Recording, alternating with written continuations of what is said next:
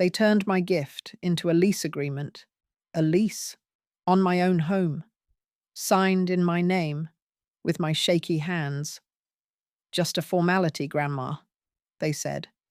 But now that formality has teeth, and I have 30 days to unlearn a lifetime of silence. It came in the mail, folded into an envelope marked "Notice to Vacate." Nothing special, nothing dramatic. Just a date, 30 days out, and a line that said I was to vacate the premises I had lived in for 37 years. My house, my garden, my kitchen, where I raised 3 children and buried a husband and baked pies every Sunday. I read the letter 4 times before I sat down. The paper trembled in my hands, not from fear, not from shock, though both were present, but from something colder: recognition. I wasn't naive, not really. I'd known they looked at me more like furniture than family, a fixture in the background, useful at times, quiet always. But I didn't expect this, not from Owen, my grandson, the one who used to run through these halls in his dinosaur pajamas, trailing peanut butter across the floors I waxed myself. The lease, my lease, was stapled to the letter. I remembered the day I signed it. They told me it was for taxes, a convenience to move things around for estate planning. "You keep everything, Grandma. It's still your house. We just need your signature to help set up the trust. It'll save everyone a lot of trouble down the line." Trouble, it turns out, had been saved only for them. I walked to the hallway mirror, the one George had hung lopsided back in '88. My reflection stared back, smaller than I remembered, older than I felt. Wrinkles where grief had set up camp, hair the colour of winter. But my eyes, they hadn't gone anywhere. Still blue, still clear. The letter sat on the table beside the bills and the grocery list. I picked it up again. Owen Graham Trust, C.O. Morley and Finch, attorneys at law. The same firm that handled George's estate all those years ago. So Owen had gone back to them, used my old papers, my old signatures. Clever boy. I dialed the number on the letter with calm hands. The voice on the other end was young, too cheerful. "Morley and Finch, how may I assist you?" "I'm calling regarding a notice I received," I said. "Leslie Harlow. The address is 248 Rosemary Lane." There was a pause.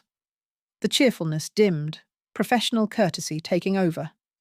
"One moment, Miss Harlow. Let me pull up your file." Clicking, tapping.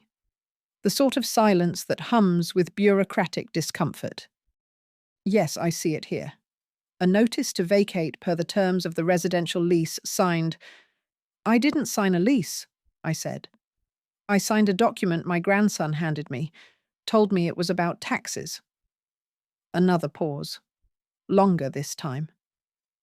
"Ms. Harlow, I can't speak to the intent behind the signature, but the file does contain a lease agreement bearing your name, dated November 12th of last year, initialed on all pages." "Is the landlord listed as Owen Graham?" "Yes, ma'am." I hung up, politely, but firmly. The kitchen chair creaked beneath me as I sat. George would have known what to do. He'd have grabbed the hammer and banged on something until the world made sense again. But George wasn't here, and I wasn't going to bang. I was going to dismantle. 30 days. That's what they'd given me. I pulled the tin box from under the sink. Inside, the old file folders, the warranty for the roof I'd replaced myself, the receipts from when I bought the lawnmower, the deed to the house, yellowed but intact. Every name on it was mine, and George's. No Owen in sight. The trust. Yes, I'd made one years ago before I knew how trust could be a pun. I'd listed Owen as a secondary beneficiary, but I'd never turned over ownership. At least I thought I hadn't. I poured myself a cup of tea and stared at the steam. 30 days. That's what eviction meant. A quiet nudge to move on. I wasn't going anywhere. Not yet. Not until I'd peeled back every layer of this betrayal. The phone buzzed again. A text from Owen. Just 3 words. Let me explain. I didn't reply. Let him wonder. Let him sweat in that shiny condo with its granite countertops and borrowed money. I wasn't going to be the obedient woman in the floral blouse anymore. I had 30 days to unlearn a lifetime of politeness. Tomorrow, I'd call my lawyer. I still had the number. Martin Dorsey, old friend of George's, crusty, but sharp. He once said, "The only thing more stubborn than bad law is a good widow." I'd laughed then, but I wasn't laughing now. I folded the notice, placed it beside my cup, and sat still. I could feel it building inside me, not rage, but resolve. They thought I wouldn't fight. They thought I'd go quietly. They forgot who raised them. I didn't sleep that night, not in the proper way. I lay in bed with my eyes open, staring at the ceiling George once patched with his own hands after a leak in the attic.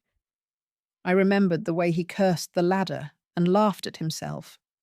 I remembered the way Owen used to sleep curled at the foot of our bed when thunderstorms frightened him. Now the only thunder came from the papers he'd filed behind my back. At 7, I got up, made toast, buttery and burnt at the edges. Just how George used to like it. I chewed slowly, staring at the phone. Martin Dorsey wasn't an early riser. I waited until 9, then dialed. Martin Dorsey speaking. It's Leslie. A pause. Then warmth. Leslie Harlow? As I live and breathe. What's been done now? His way of saying hello. I need a meeting. Today. Serious? Yes. Come in at noon. I'll have coffee. Bring everything. Everything. I gathered it up. Lease, deed, letters, emails, a copy of the trust papers I'd filed back in 2014, when I thought I was being responsible. When Owen was still in college and called me just to say goodnight. Martin's office hadn't changed, still smelled like lemon polish and old paper. The window overlooked the courthouse square, and the leather chairs creaked with memory. He didn't stand when I came in. His knees were worse than mine. But he grinned.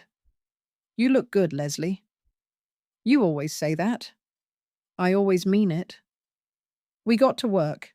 I laid out the documents on his desk like I was setting a trap. He read in silence, one eyebrow rising slowly as he flipped through. Lease agreement, he muttered. Initialed in 3 places. This signature matches your other ones. And it says here you're renting the house from Owen Graham for $1 a month. I blinked. $1? It's symbolic. It makes the agreement legally binding. Clever. He flipped more pages. The trust. Yes, you named him as a successor trustee, not a current one. That helps. But this lease, he sighed. It holds water. He tricked me, Martin. I don't doubt it. He looked up. The good news is you never signed over the deed. The house is still in your name. That gives us a lever. A lever? He nodded. There's a case to make for undue influence, even misrepresentation, especially given your age. Don't start that. I mean it legally. You're of sound mind, and we can prove it. But courts recognize how older people are sometimes pressured into documents they don't fully understand. If he presented it as something else, we can argue fraud. And the trust. That's easier. You can revoke it. You have full rights. I let out a breath I hadn't realized I'd been holding. But Leslie, yes. This won't be easy. It's not just legal. It's going to get ugly. They'll push back, call it a misunderstanding, plead emotions, maybe even blame your memory. Are you sure you want to fight? I looked at him, at the dusty shelf behind him, full of law books and framed pictures of cases won. I've been quiet too long. He smiled. something almost proud flickering behind his glasses. Then let's get started. By the time I left, I had a folder of steps. First, revoke the trust. Second, file an affidavit of intention to contest the lease. Third, send Owen a notice of my own, not a threat, a fact. I walked slowly to the car, the sun warm on my shoulders. When I reached home, the mailbox was full. Flyers, coupons, another letter from the law office. I didn't open it. Instead, I sat in the kitchen, took out a clean sheet of paper, and began to write. Owen, this is not a discussion. This is not anger. This is not revenge. This is correction. You have 30 days to vacate my trust, my papers, my peace. After that, I will proceed without sentiment. No accusations, no insults, just the truth. Then I wrote a second letter. To my granddaughter, June. Dear June, you're the only one who ever asked how I sleep, or what I read, or whether I liked my tea hot or warm. I want you to know something. I'm fine, but I'm doing something hard. If anyone asks you to choose sides, don't. Just keep being you. I folded both letters. One I placed in the mailbox. The other I set aside for later. Then I made soup. Tomato, thick with garlic. I sat by the window and watched the light shift across the floor. 30 days. That's what they gave me. But they forgot I know how to use time. I raised a family on seconds and silence. I built a life from leftover hours. Let's see what I can do with 30 days. By the third morning, I no longer felt like the woman they'd imagined. Small, compliant, grateful just to be remembered. No. I stood in the middle of my own kitchen and felt every bone, every ache, every memory like armor. I was tired, yes, but tired is not the same as weak. The doorbell rang at 9:12. I didn't move at first. I knew who it would be. When I finally opened the door, Owen stood there, hair carefully tousled. That jacket I once paid for when he couldn't afford his first job interview. His hands were in his pockets, his mouth set in a line that tried for humble but landed closer to rehearsed. "Grandma," he said. I waited. "I got your letter." I said nothing. He cleared his throat. "Can I come in?" I stepped aside. He walked in like he still owned the place, touched the sideboard like it was his, looked around like checking for damage. "You've redecorated," he said, like we were at brunch. "You're here to talk about the lease." His shoulders stiffened. "Yeah. Look, I think there's been some confusion." "No confusion, Owen. You told me to sign something to help with taxes.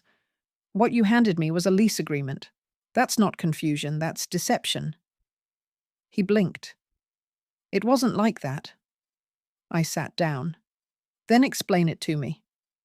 He sat too, but not all the way into the chair, perched, like a man ready to bolt. "I've been under a lot of pressure, Grandma. The firm's cutting hours. Look, I thought if we secured the house legally, I could use it as collateral. For a loan, just temporarily. It was never meant to kick me out," I finished. He looked down. "No. But you did send me a notice to vacate." His voice rose. "Because you sent a letter through a lawyer. You're treating me like a criminal?" I leaned forward. "You used my trust, my love. You buried a trick in kindness. You forged a lease under the word formality. If you think this is just a misunderstanding, then you don't understand who I am." He flushed. "You're overreacting." There it was. The phrase women of my generation were raised on, spoken over broken promises, bruised egos, betrayals, small and large. Overreacting. I stood. "Do you know what this house is? It's not bricks and paint. It's the place I scrubbed blood out of your knees when you fell. It's the kitchen where I stayed up with your fever. It's your grandfather's last breath, Owen. He looked like he wanted to say something but couldn't. I pointed to the door. I'm not angry. Could have fooled me. No, I'm done being fooled. He rose slowly. So what now? You kick me out of the family? I shook my head. You removed yourself. He walked out without another word. Didn't slam the door. That would have taken conviction. When the house fell quiet again, I didn't sit. I went to my room, opened the cedar box at the foot of my bed. Inside was a ledger. Not money, not receipts, just names and dates, each time someone needed help. March 3rd, 2004. Owen, emergency tuition, $4,500. June 18th, 2009. Owen, new car down payment, $6,000. August 10th, 2015. Owen, medical bills, not his own, $3,800. Next to each one, a little note. Didn't ask twice. Said thank you. Said nothing. I didn't write those numbers to keep score. I wrote them to remind myself that love is often a quiet giving. But now I saw, I hadn't taught him love. I'd taught him withdrawal. The phone rang. Not Owen, not June. It was a woman's voice. Mrs. Harlow? This is Rita Callahan from the county clerk's office. We received a notice of intent regarding a disputed lease. Is now a good time to go over a few things? It was. We spent 43 minutes going over every line. I want it reversed, I said. Removed from record. We'll do what we can, ma'am. Your lawyer has already filed the affidavit. I hung up, my throat dry. I wasn't sure what tired me more, confrontation or hope. The doorbell rang again. I opened it slowly this time. June stood there, wind-blown, flushed. Grandma, she said breathlessly. I didn't know. I swear. I didn't know. I reached for her hand, held it. You're not the one who owes me anything, I said. Come in. The kettle's on. June sat at the table, fingers curled around a chipped mug she always chose when she visited. It had a bluebird on it, half faded from decades in the dishwasher. She didn't speak at first, just held the mug and watched the steam. I let her. Some silences are worth keeping. I only found out because Owen called Mom, she said finally. Said you were making things difficult and legal. She made quotes in the air with her fingers, face twisted in disgust. I asked him what he meant, and he told me about the lease, about the trust, about the eviction notice. She looked at me then, not as a child to a grandmother, but as a woman to another woman. He told me you were being dramatic. I nodded slowly. Well, that's what we do when someone tries to take our home. We dramatize. June leaned forward, both hands now on the mug. Grandma, I had no idea. About the trust.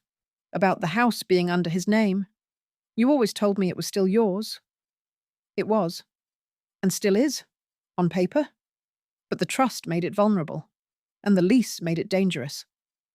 She swallowed hard. You trusted him. I did. I looked down at my hands. The veins showed more these days. Thin skin, strong bones. I traced one knuckle with my thumb. I trusted that the boy I raised would still live somewhere inside the man he became. A long breath. You know what hurts most? I said, my voice steadier than I felt. It's not the paper, not even the lie. It's how easy it was for him to look me in the eye and still do it. June was quiet again. Then she pulled out a notebook from her bag and placed it on the table. I've been taking notes, she said. About the trust, about how it's structured, about your rights. I don't know what I can do, but I want to help. I blinked. You've been researching? She nodded, eyes fierce. Grandma, I work at the library. Legal aid guides are boring, but they're thorough. And I know how to read the footnotes. I laughed. Couldn't help it. You always were the smart one. She shrugged. I just paid attention. We went over her notes together. She'd highlighted relevant clauses, bookmarked resources, even written down a few questions for Martin. One of them, about contesting not just the lease, but Owen's role in the trust, sparked something I hadn't considered. If we could remove him not just from the lease, but from the entire structure of future inheritance. He won't take that quietly, I said aloud. I don't care, June said, her voice sharp. He's already taken too much. I reached across the table and squeezed her hand. Thank you. Don't thank me, she said. Just let me help. That afternoon, I drove to Martin's office again. I didn't call ahead. I didn't need to. When I walked in, his assistant gave me a nod and waved me through. Martin was at his desk, glasses halfway down his nose, a thick law book open in front of him. Leslie, he said, I was hoping you'd come. I want him out, I said.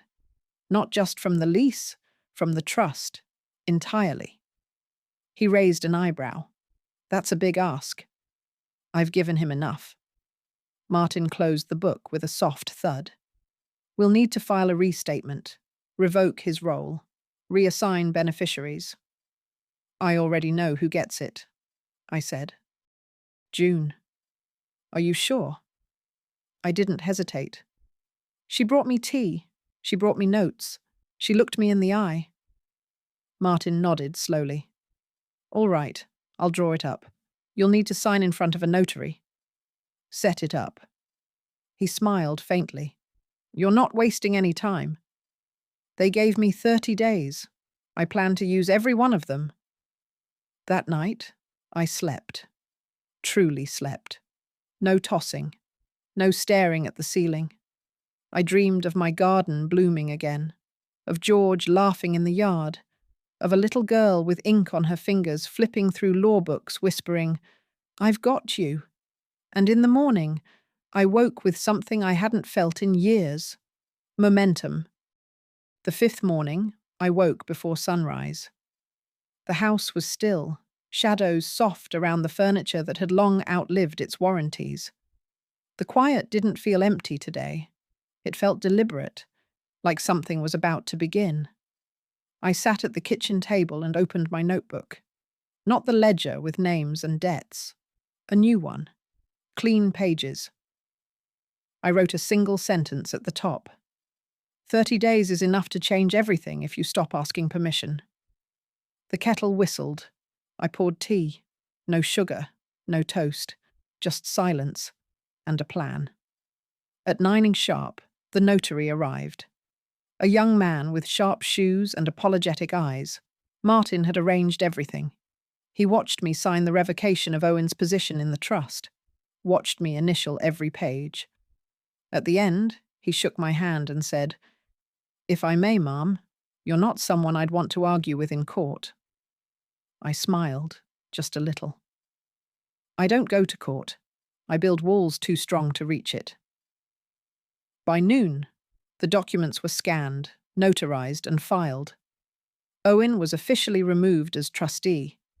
June was now the primary, with all future control held in her name, pending a structured transfer. She didn't know yet. I wasn't going to tell her today. Some gifts are best delivered when the storm has passed. At 2 Uxul, a white SUV pulled up in front of my house. Not Owen, his mother, my daughter-in-law. Lynette stepped out of the car like she was arriving at a meeting, not my porch, polished, stiff-backed, not a hair out of place. I hadn't seen her in over a year, not since Christmas, when she forgot to thank me for the gifts I'd sent. Scarves, hand-knitted, re-gifted, probably. She rang the bell, waited 3 seconds, then knocked like a lawyer. I opened the door. Leslie? She said, tight-lipped. Can we talk? I stepped aside. We can. Whether you'll listen is another story. She walked in with the cautious confidence of a woman who thinks she's in the right, but isn't entirely sure. She sat at the table. looked around like cataloguing for insurance. "I've spoken with Owen," she began. "He's very upset." "Is he?" Her mouth flattened. "He says you're escalating something that could have been handled within the family." I sat across from her, folded my hands. "Lynette, you raised 2 children. Do you know what happens when you tell a child to wait patiently while someone else eats their cake?" She blinked. "They learn to starve politely, and then one day they stop waiting." She hesitated. "I don't understand." "No," I said. "You don't. But I'll explain it simply. I was not asked. I was used. Owen's lease agreement was not a misstep. It was a strategy. And he executed it with your surname, your tone, and your silence behind him." Her cheeks flushed. "I didn't know anything about this." "You didn't ask anything about it." She looked away. "I gave that boy everything," I continued. "I co-signed his loans. I bought his groceries in college. I drove him to interviews. I put my name on things I didn't understand because I thought he was telling the truth. And now, when I protect myself, I'm the villain?" "I think we're all a little confused," she said. "No," I said softly. "You're not confused. You're just uncomfortable. And discomfort is not the same as injustice." The silence sat heavy between us. After a long pause, she cleared her throat. "What happens now?" I stood. "What happens now is simple. He has 25 days left on his 30. I'll use them as I see fit. And at the end, everything will belong to the person who still sees me as more than an obstacle between them and an asset." I opened the door. She stood, slowly. "You're making a mistake, Leslie." "No," I said. "I'm finally correcting one." She left, without another word. I sat back down, poured myself fresh tea, and took a long, steady sip. Outside, the sun moved across the porch, warm and steady, 5 days in, and I was just getting started. By the 6th day, the panic started to ripple. Quiet at first. Missed calls, vague texts, the kind that try to sound casual but drip with urgency between the lines. "Hey, Grandma, just checking in. You free to chat later? Not sure what's happening, but we should probably talk." I didn't answer. Not out of cruelty, I was just busy. That morning, I brought down the metal box from the hall closet, the one with receipts, repair records, and old photographs. I spread them across the dining table, each one a thread in the tapestry they now tried to unravel behind my back. Here was the invoice from 1999, when I paid for Owen's braces. Here was the electrician's bill for rewiring the basement, signed in my hand. A faded warranty for the roof. A check stub from when I lent Owen money after he crashed his second car. Evidence not just of ownership, but of presence, of memory. I wasn't gathering them to make a point. I already had one. I was gathering them because I knew what was coming next. At 11:23, a knock at the door. Not Owen, not Lynette. A stranger. She introduced herself as Melanie from Finch and Morley, the law firm, neatly dressed, clipboard in hand. "I was sent to deliver a letter," she said. I took it, unread, nodded, closed the door. Inside, I boiled water, laid the letter on the counter like a dead thing. Then, slowly, I opened it. As expected. An offer. A settlement, they called it. A mutual withdrawal from legal action in exchange for restoring the trust as it was before. No lease, no eviction, but also no transfer to June. No mention of apology. No mention of what they did. Just neutral ground. Comfortable silence. The kind they preferred. A bribe in the form of civility. I set the letter aside. Made tea. That afternoon, I went to see Martin again. He read the letter, lips pressed tight. They're trying to hedge, he said, trying to bury it. He nodded. You don't have to respond. I will. How? Publicly. I left his office with a plan and a bag of groceries. At home, I baked, not to distract myself. Baking was never about distraction. It was about construction. You take flour, sugar, something broken like eggs, and you make something that holds its shape, even after heat. I made 3 pies, one for the neighbour whose fence I borrowed when the dog got out, one for the notary who came without judgment, and one for the clerk at the county office who helped me file the deed correction. At each stop, I left more than pie. I left conversation, a few words, a small truth. They're trying to take the house, but it's still mine. That's all it took. I didn't need a speech, just a sentence. Truth travels quietly, but it travels.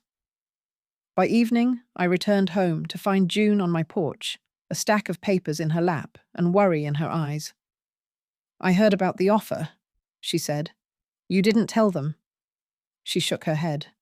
They already know. Owen called me. Said I'd regret siding with you. I sat beside her.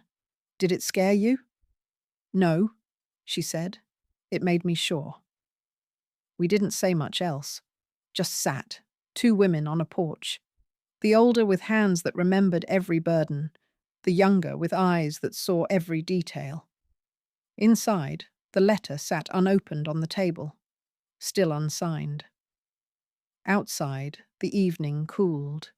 6 days gone, and not one step back. On the 7th day, the sky opened up. Rain fell steady and slow, the kind that soaks everything it touches, not with violence, but with certainty.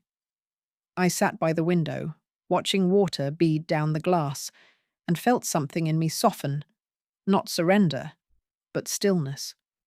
The house smelled of pine cleaner and wet earth. I'd opened the back door earlier to sweep the porch. June had left her notes on the kitchen table, pages carefully stacked with sticky tabs marking every clause of the trust. She had become my second pair of eyes. Just after 10, the phone rang, not a number I recognized. I let it go to voicemail. Then it rang again. This time I picked up. Mrs. Harlow? The voice was male, young, nervous. This is Jason Keel. I work with Owen, at the development firm. I didn't answer. I hope I'm not intruding. I wasn't sure if you were aware of a few things. Such as? He hesitated. Owen listed your property in a preliminary portfolio for a development pitch 2 months ago. He told the team it was secured through family transition planning. I didn't know the details until yesterday, when the lease came up in a different meeting. I gripped the phone tighter. He told potential investors that the house would be vacated by summer, that he'd have clear title. I swallowed. Why are you telling me this? A pause. Because I didn't sign up for this, he said. I interned with him because he said he wanted to revitalize neighborhoods, not push people out of homes they built. And because, well, you remind me of my own grandmother. I closed my eyes. Thank you, Jason, I said. That must not have been easy. I just wanted you to know, you're not crazy. You're not imagining things. He's been planning this for a while. We hung up. I sat still for a long time.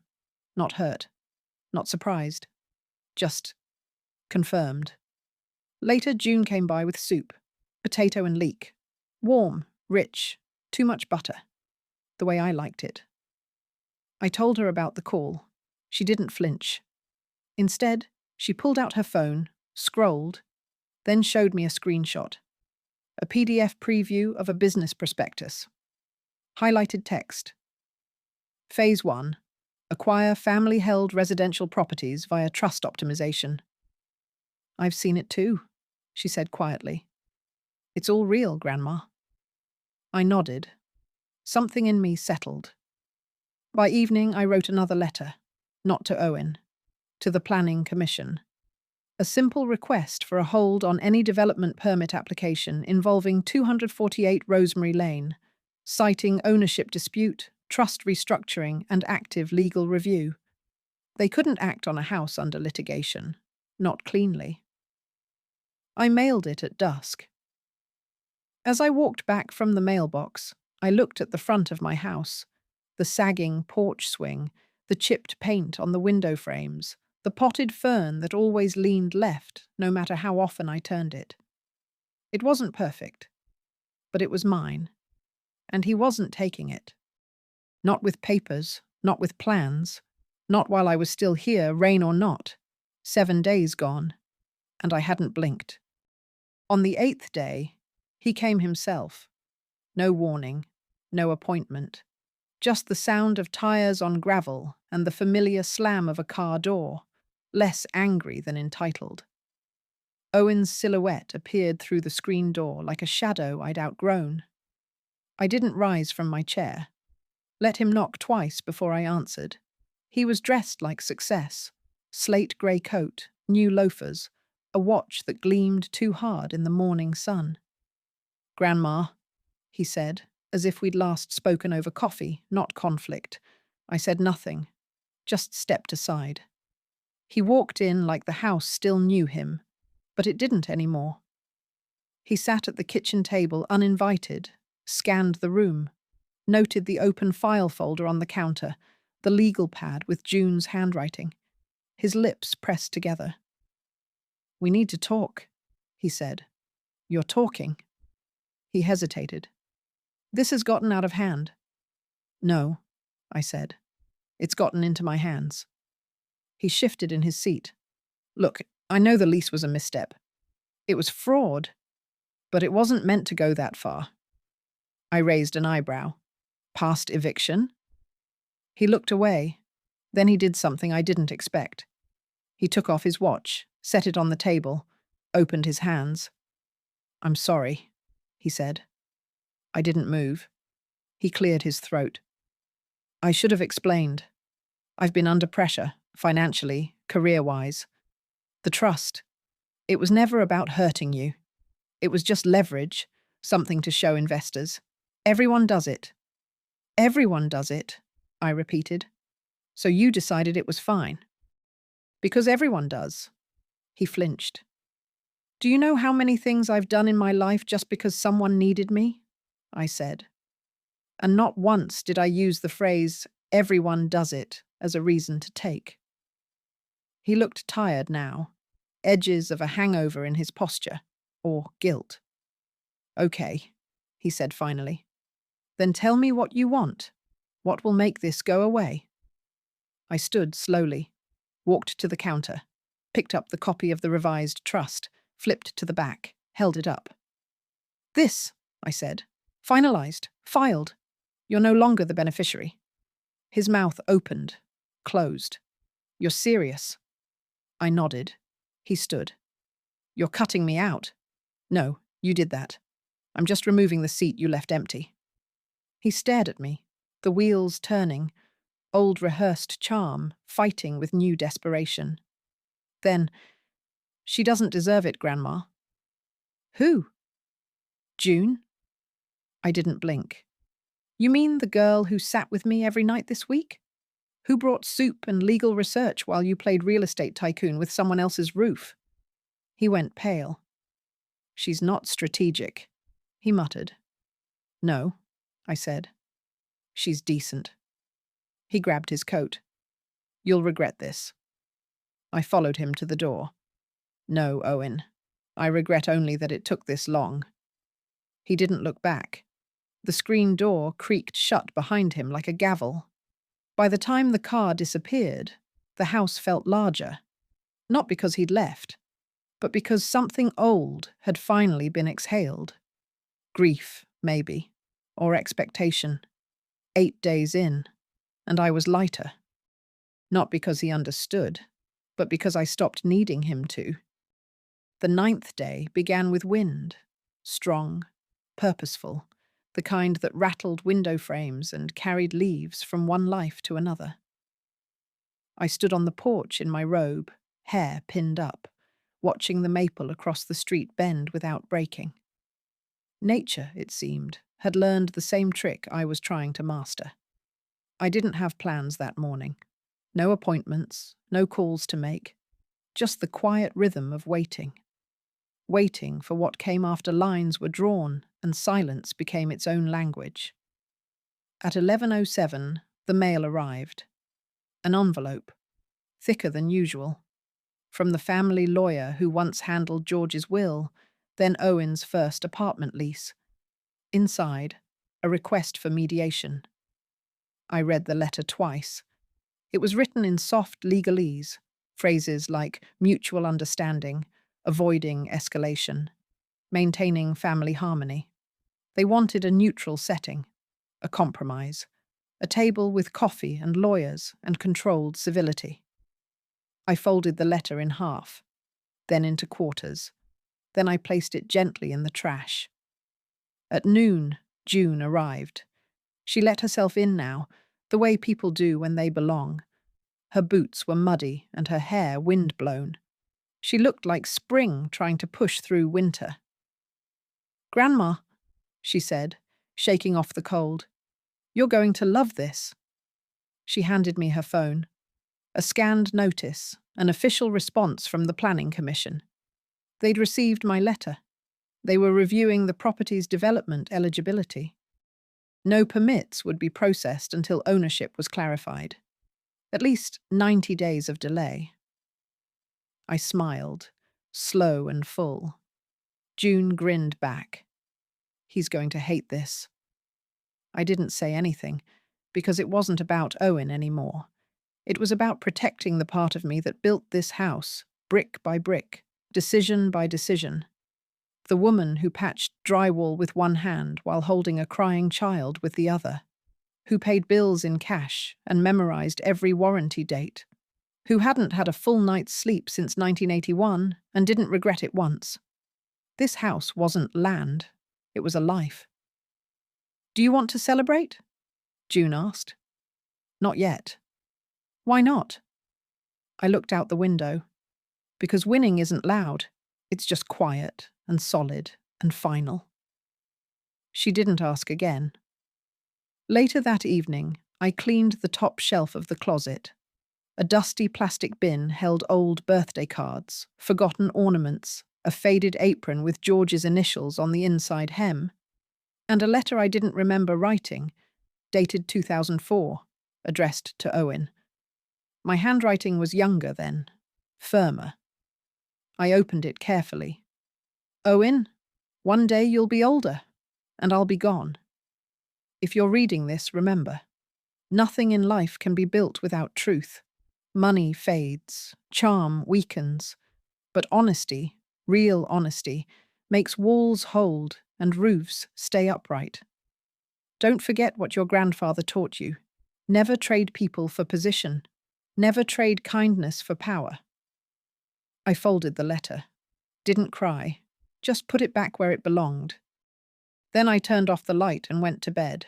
9 days in, and still, every brick was mine. On the 10th day, I wrote the letter. Not to Owen, not to Lynette, not even to the lawyers. I wrote it to everyone at once. A single page, printed neatly in black ink, without apology or anger. Just facts, lined up like bricks.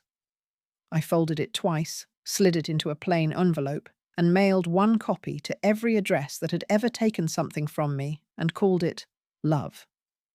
The letter read, "To whom it may concern." This is not a threat, a plea, or a declaration. It is a statement of closure. Effective immediately, I withdraw my financial support from all parties who have treated me as an asset rather than a person. This includes mortgage supplements, car payments, tuition contributions, and discretionary gifts. The trust has been reassigned. The house is no longer accessible by name or legal standing to anyone outside its walls. Your names have been removed from all documentation. All powers of attorney previously granted are void. I am not doing this because I am angry. I am doing this because I am finished. You have 30 days to adjust. 20 of those remain. Use them wisely. LH? I printed my initials at the bottom, not my full name. It felt cleaner that way. Final. That afternoon, I met with Martin for the last round of filings. Trust restructuring, deed amendments, property title confirmations, all in order. Everything's locked now, he said, watching me sign. No one touches this house without a fight, and if they try, they'll lose. I looked up. I'm not interested in fighting. He smiled. Then they'll lose quietly. On the way home, I drove by the park where Owen used to run as a boy. The swings were rusted now, the basketball court cracked. But I could still see him there, in flashes, feet flying, laughter loud, shouting my name because he wanted me to watch. He doesn't call my name anymore, but I still watch. At home, I found June in the living room, rearranging the bookshelves. She looked up, slightly sheepish. "Hope you don't mind," she said. "These were alphabetized by title. I'm redoing them by author." Always thought better flowed that way. I nodded. She smiled and held up a novel. "You kept George's first copy of The Old Man and the Sea." "It reminded me who I married." She flipped through it. "You annotated this." "Only the parts that hurt." She sat beside me on the couch, legs folded underneath her. "Have you heard from him?" she asked softly. "No." "You think he'll try again?" "He might." "Are you ready?" I looked at her. At the girl who carried both kindness and fire, who didn't back away when things got complicated. "I'm not preparing for him," I said. "I'm building something for you." She blinked. "For me?" "This house," I said.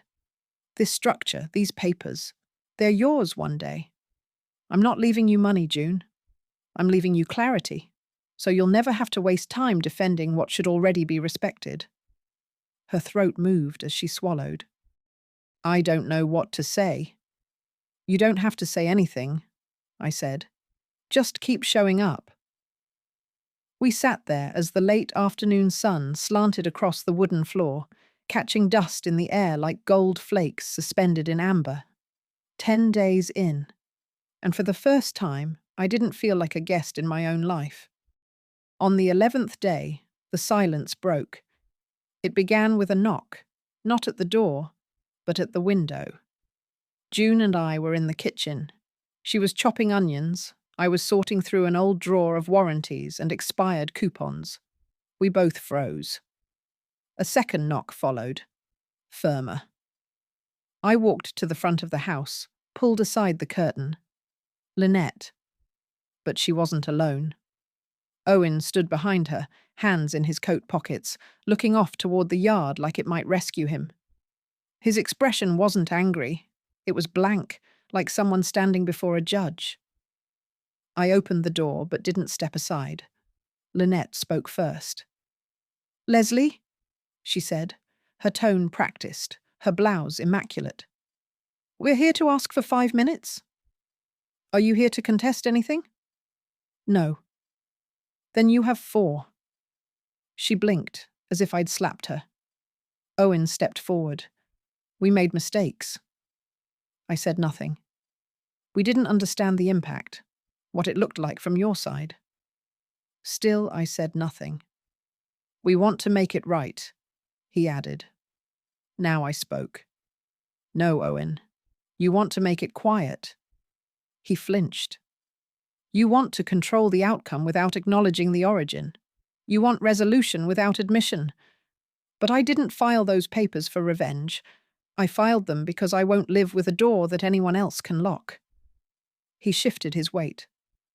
"I never wanted to evict you." "But you did." Lynette's voice softened. "Can't we just talk this through? Sit down like family?"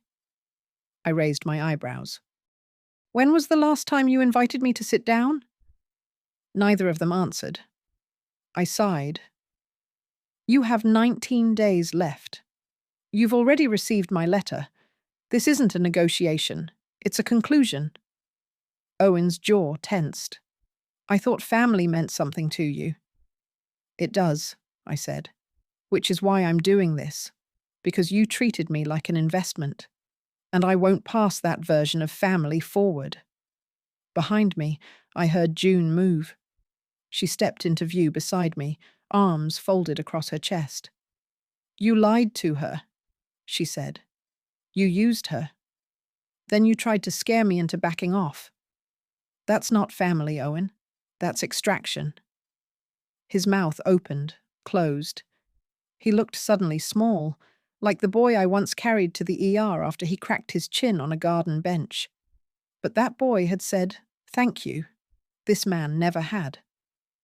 We're done here, I said. I closed the door and locked it. June stood silently at my side, eyes focused straight ahead. I turned toward her. You okay? She nodded. They're going to spin this, she said quietly. Make you look like the villain? They might, I said, but I know better. I placed my hand over hers. I don't need them to understand, I said. I just need them to know I'm not afraid of them anymore. The rest of the day passed quietly. No more knocks, no more calls. Just me and June, two women building a new foundation, one not built on borrowed promises. 11 days in, and I finally stopped explaining myself. On the 12th day, they tried honey instead of vinegar. The envelope was hand-delivered, placed gently at my doorstep in the early morning. Pale yellow stationery, embossed initials, and cursive writing so delicate it practically begged not to be accused of anything. Inside, a letter from Lynette. No lawyer this time, no firm logos, just her own voice, filtered through sincerity.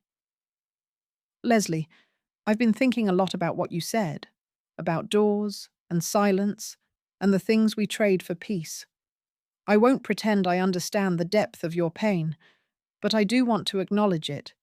We were wrong not to protect you when Owen made decisions without you. I was wrong not to intervene when I saw it happening. I hope, if nothing else, this letter reminds you that I never meant to be an enemy.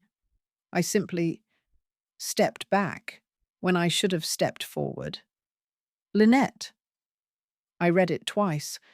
She was telling the truth, but it didn't change mine. That afternoon, I went through the house with a notepad, room by room, inventory. Not of things, but of meaning. The drawer George built himself in the hall table, where we used to keep overdue bills and birthday cards. The little crack in the dining room tile, from when June dropped a mixing bowl at age 9 and cried so hard I had to pretend I was mad just to snap her out of it. The coat hook Owen installed backwards when he was 12, too proud to admit it.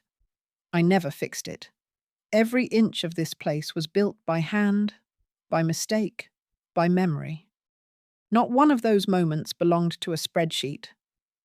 That evening, June came by with a stack of empty folders and a determined expression. I want to document everything, she said. All the receipts, every repair, renovation, utility bill in your name. It matters. Why? She looked up. Because someday, someone else will try to take it from me, and I want to be ready, like you were.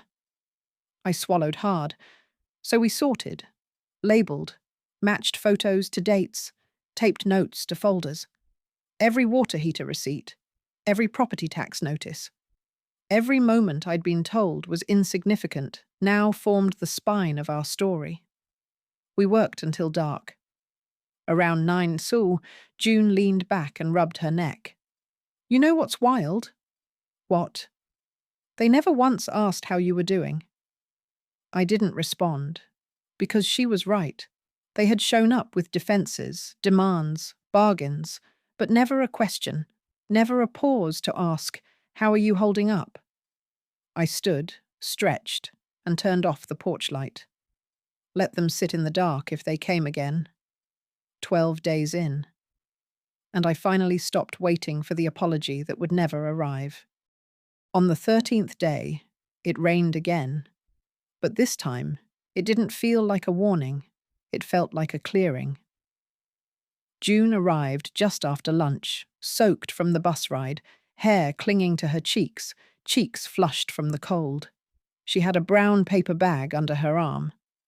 "I brought the last batch of files," she said, "and—" She pulled out a thermos.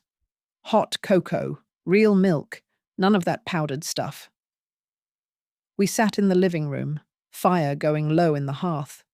I hadn't lit a fire in months. Something about it today felt right, like the house was breathing with us. June sipped and sorted, highlighting dates. I watched the flames.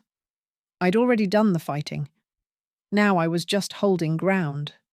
She paused. "Can I ask you something?" I nodded. "Why didn't you just move out, sell the house, start fresh? It would have been easier." I smiled, not out of amusement, but because it was a fair question. "Because this house isn't a building," I said. "It's a ledger of everything I've endured without making noise. Every time I wanted to scream and didn't. Every time I gave, hoping they'd notice, and they didn't. If I left, I'd be leaving that woman behind, and she deserves better." June looked down. "I think about that a lot," she said. "The kind of woman I want to become." "You already are," I said. "No," she whispered. "I'm just lucky you showed me the blueprint."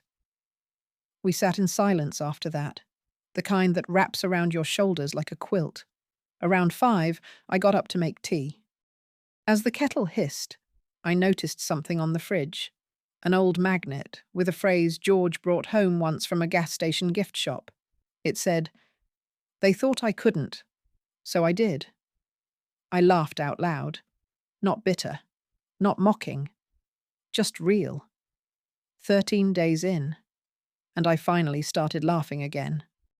On the 29th day, the house was too quiet. Not empty, quiet. June had gone home for the evening. The papers were in order.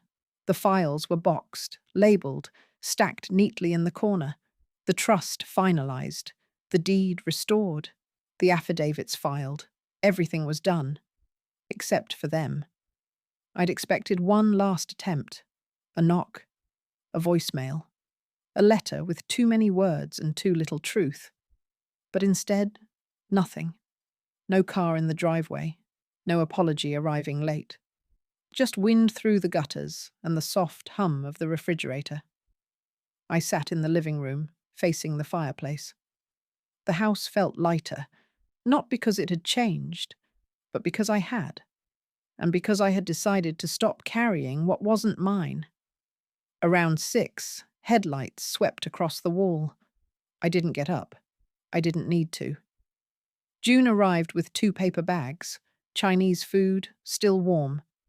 She kicked off her boots and handed me a container. "No sign of them?" she asked. "Not a word." "Maybe that's better." "Maybe," I said. We ate by the fire, lo mein and sweet and sour chicken on mismatched plates. 2 women, blood-bound and storm-tested, sitting in the house one of them almost lost. When we finished, she reached into her coat pocket and handed me a small envelope. "What's this?" "A gift," she said. "Don't worry, it's not from them." Inside, a photograph. Black and white. Faded at the corners. It was me, maybe 45. Sitting on the back steps, apron dusted with flour, George standing behind me with one hand on my shoulder. Owen was in my lap, gummy smile wide open, a wooden spoon in his hand. I held it for a long time. "Where did you find this?" I asked. "In the basement, in the old sewing box, behind a stack of quilting squares." I traced the edge of the photo with my thumb. "I don't remember this day," I said quietly. "I do," she replied. "You were making apple pie. Owen kept stealing the dough." I smiled. "Sounds right." June leaned back. Do you ever think it could have gone differently? No, I said, because if it could have, it would have. She nodded, not needing more. The clock ticked softly behind us. Somewhere outside, a branch scraped the window. The house didn't groan like it used to. Maybe because it wasn't holding anything, it didn't want to anymore. At 9, June stood. I should go. I walked her to the door. You coming tomorrow? She asked. Yes. Want me to drive? No, I want to arrive alone. She nodded once. See you in the morning? I watched her walk to the car. She waved before backing out, headlights cutting a path through the dark. I closed the door. Then I stood there a while longer, hand on the knob, remembering every version of myself who had ever turned that handle for someone who didn't deserve to be let in. Tomorrow was day 30. Tomorrow, I wouldn't be locking anyone out. I'd simply be opening a new door. On the 30th day, I woke before the sun. The house was quiet, but not still. Something had shifted in the walls, in the floorboards, in me. As if the air itself understood this was the final day. Not of danger, not of fear, but of carrying things that didn't belong to me anymore. I made tea without hurrying, dressed slowly, chose a soft grey sweater, George's old watch, and the earrings June gave me 2 Christmases ago. Not for anyone else, for myself. Because dignity isn't performance, it's practice. At 10 calls sharp, I walked out the front door, folder in hand. The courthouse wasn't far, the same one where George and I signed for the house, where I once paid a traffic fine after backing into a mailbox during a snowstorm, a building full of paper and decisions and names on lines. The clerk recognized me, smiled kindly. All in order, Mrs. Harlow. Just need your signature one last time. I signed, and that was it. Everything I had fought to reclaim was now mine again, not as a favour, not as inheritance, not as nostalgia, but as fact. I walked out into the sun. No fanfare, no music, just the sound of wind and a bus idling across the street. And it was enough. Back home, June was waiting on the porch, a fresh notebook in her lap. The pages were still blank. I handed her the stamped form. It's done, I said. She didn't smile right away. She just stood, reached out, hugged me, not gently, fiercely. We went inside. I made us sandwiches, turkey, sharp mustard, soft bread. She wrote the date at the top of the first page, the day she took it all back. I let that sit for a while. Then I said, no, that's not right. She looked up. Call it. The day I remembered it was never theirs to begin with. That night, I lit a candle in the front window. Just one. No reason, no ritual. Just light, quiet and sure, cutting through the dark. They didn't come back. No letters, no knocks. And I didn't need them to. Because I didn't win. I restored. Because I didn't fight. I remembered. Because I didn't destroy. I rebuilt. The house is still standing. And so am I. If you've read this far, maybe you know someone like me. Maybe you are someone like me.